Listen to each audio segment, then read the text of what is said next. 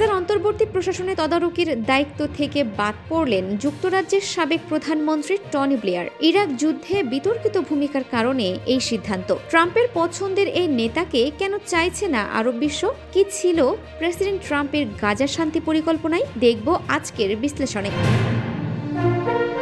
ফিলিস্তিনের গাজার অন্তর্বর্তী প্রশাসনের ওপর তদারকির দায়িত্ব পেতে যাওয়া বোর্ড অব পিস কমিটিতে রাখা হচ্ছে না যুক্তরাজ্যের সাবেক প্রধানমন্ত্রী টনি ব্লেয়ারকে। মার্কিন প্রেসিডেন্ট ডোনাল্ড ট্রাম্পের পরিকল্পনা অনুযায়ী যুদ্ধবিরতির দ্বিতীয় ধাপে উপত্যকাটির অন্তর্বর্তী সরকারের তদারকি করবে এই কমিটি। ট্রাম্পের পছন্দেই এই কমিটিতে গুরুত্বপূর্ণ দায়িত্ব পাওয়ার কথা ছিল ব্লেয়ারের।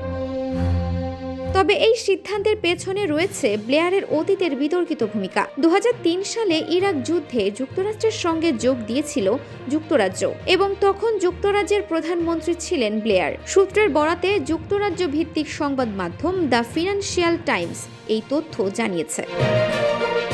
এই অন্তর্ভুক্তি নিয়ে তীব্র আপত্তি তোলে কয়েকটি আরব ও মুসলিম দেশ। তাদের আপত্তির কারণে সিদ্ধান্ত পাল্টাতে হয়। মিশরের সাবেক মন্ত্রী কামাল আবু এইতা সংবাদ মাধ্যম দ্য নিউ আরবকে বলেন, ঔপনিবেশিক ঐতিহ্যের সঙ্গে শক্তভাবে জড়িয়ে আছেন এমন একজন ব্যক্তিকে আমরা বিশ্বাস করি না। গাজায় যে কোনো ধরনের দখলদারির বিরুদ্ধে মিশরীয়রা ইরাক থেকে সাদ্দাম হোসেনকে সরানোর অভিযানে যুক্তরাজ্যের অংশগ্রহণের প্রতিবাদে 2003 সালে মিশরের রাজধানী কায়রো, জর্ডানের রাজধানী আম্মান ও লেবাননের রাজধানী বৈরুতে ব্যাপক বিক্ষোভ হয়েছিল। যুক্তরাজ্যের রাজধানী লন্ডনেও প্রতিবাদ জানাতে সড়কে নেমেছিল মানুষ। এই প্রতিবাদের জেরে সে সময় টনি ব্লেয়ারের জনপ্রিয়তায় ব্যাপক ধস নেমেছিল। সূত্র জানিয়েছে, যুক্তরাষ্ট্রের পাশাপাশি ইসরায়েলও বোর্ড অব পিসে ব্লেয়ারকে চাই, কিন্তু আরব দেশগুলোর আপত্তির মুখে পরিকল্পনা অনুযায়ী বোর্ড অব পিসে টনি ব্লেয়ারকে রাখা হচ্ছে না। তবে তিনি অন্য গুরুত্বপূর্ণ দায়িত্ব পালন করবেন।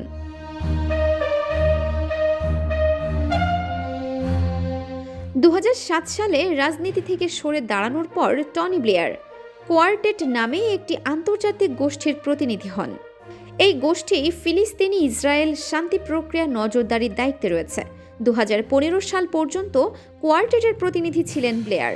ফিলিস্তিনি কর্মকর্তারা অভিযোগ করেন, এই কাজে তিনি ইসরায়েলের প্রতি পক্ষপাতদুষ্ট ছিলেন। টনি ব্লেয়ারকে বাদ দেওয়ায় কি গাজার অন্তর্বর্তী প্রশাসনের শান্তি প্রক্রিয়া আরও জটিল হবে?